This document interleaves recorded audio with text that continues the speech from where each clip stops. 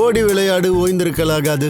அதுக்கு தான் சூப்பர் சரவணா ஸ்டோர்ஸ்ல சம்மருக்கு ஆடைகள் வாங்கும் போது outdoor games free. Super Saravana stores summer கோடையை கொண்டாடலாம். மேற்கு வங்கத்தில் பாஜக கொடி இவிஎம் எஸ்ஐஆர் மோசடியா, முட்டுக்கட்டை போடும் மம்தா. இது தொடர்பான செய்திகளை விரிவாக பார்க்கலாம்.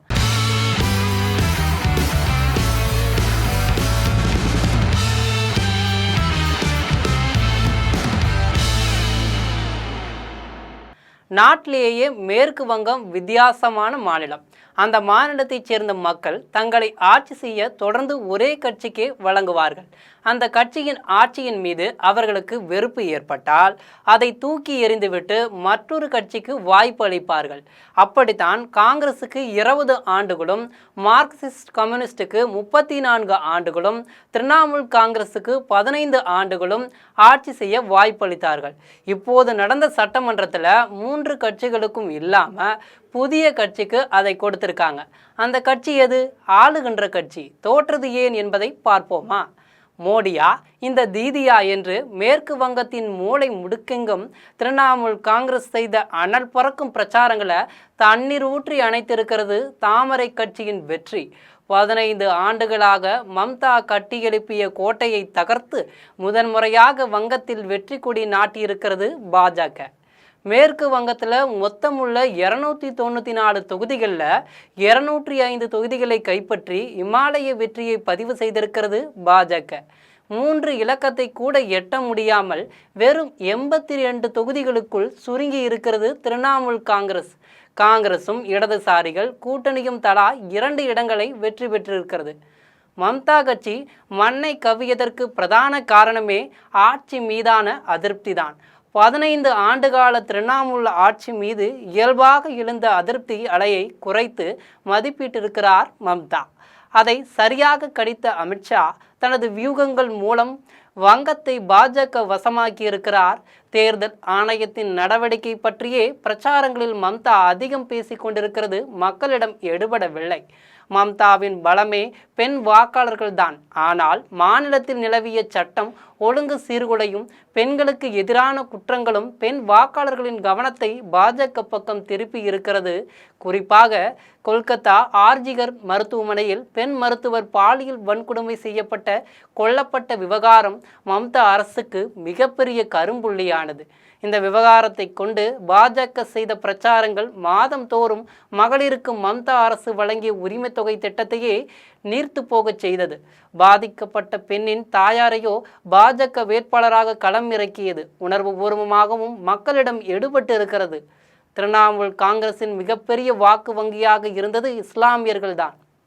தேர்தல் ஆணையம் நடத்திய எஸ்ஐஆர் பணிகளில் வங்கதேசத்திலிருந்து ஊடுருவி வந்த இஸ்லாமியர்களின் வாக்குகளை நீக்கியது எங்களுக்கு கை கொடுத்திருக்கிறது என்கிறார்கள் மேற்கு வங்க பாஜக தலைவர்கள்.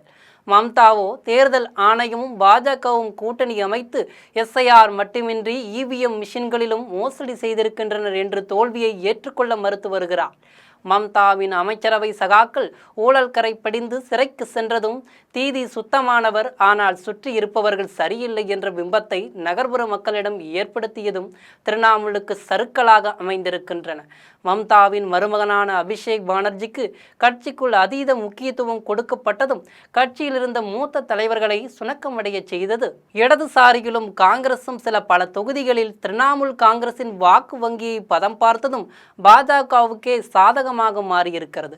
இஸ்லாமியர்கள் மத்தியில் செல்வாக்கு பெற்ற ஏஎஸ்எஃப் கட்சி சிபிஎம் கூட்டணியில் இடம்பெற்றிருந்தது. இதுவும் திரிணாமுல் காங்கிரசின் இஸ்லாமிய வாக்கு வங்கியை பதம் பார்த்திருக்கிறது.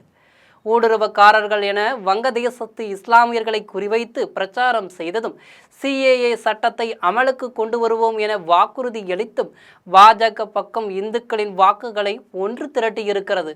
பாஜகவை வட இந்திய கட்சி என்றும் அந்நியர்கள் என்றும் மம்தா செய்த பிரச்சாரங்களும் எடுபடவில்லை. ஒரு காலத்தில் மம்தாவின் நெருங்கிய சகாக்களில் ஒருவராக இருந்த ஸ்வேந்த் அதிகாரியை கடந்த தேர்தலுக்கு முன்பே தன் பக்கம் இழுத்தது பாஜக. கடந்த முறை நந்திகிராமில் தன்னை எதிர்த்து நின்ற மம்தாவை தோற்கடித்தார் ஸ்வேந்த். இந்த முறை தனது நந்திகிராம் தொகுதியில் மட்டுமின்றி பவானிபூரிலும் மம்தாவை எதிர்த்து களமிறக்கி 2லும் வெற்றி பெற்றிருக்கிறார் சுவேந்த். எனவே தலைமை அவருக்கே முதல்வர் பொறுப்பை வழங்கவிருப்பதாக தெரிகிறது. ஆனால் மம்தா பானர்ஜியின் குற்றச்சாட்டை மறுத்துள்ள பாஜக மக்கள் தீர்ப்பை மம்தா பானர்ஜி மதிக்க மறுப்பதாக தெரிவிச்சிருக்கிறாங்க. மம்தா பானர்ஜியின் இச்செயலால் மேற்கு வங்கத்தில் அரசியல் நெருக்கடி ஏற்பட்டிருக்கு. மம்தா பானர்ஜி முதல்வர் பதவியை ராஜினாமா செய்ய மறுப்பதால் மாநிலத்தில் சட்ட ஒழுங்கு பிரச்சனை ஏற்பட்டிருக்கு. திரிணாமுல் காங்கிரஸ் நிர்வாகிகள் தாக்கப்பட்டு வருகின்றனர். ஆங்காங்கே வன்முறை நடந்து வருகிறது.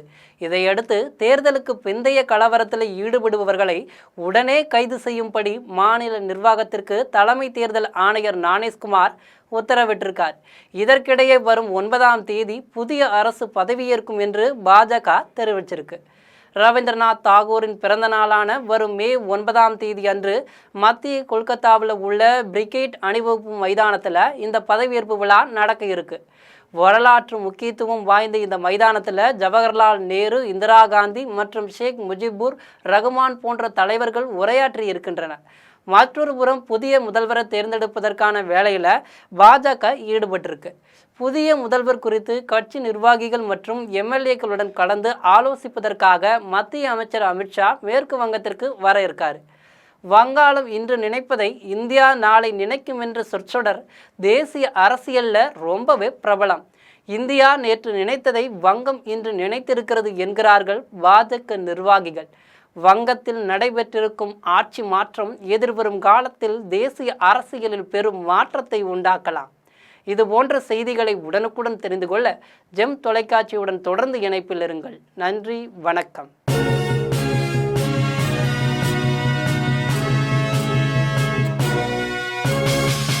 ஓடி விளையாடு ஓய்ந்திருக்கலாகாது.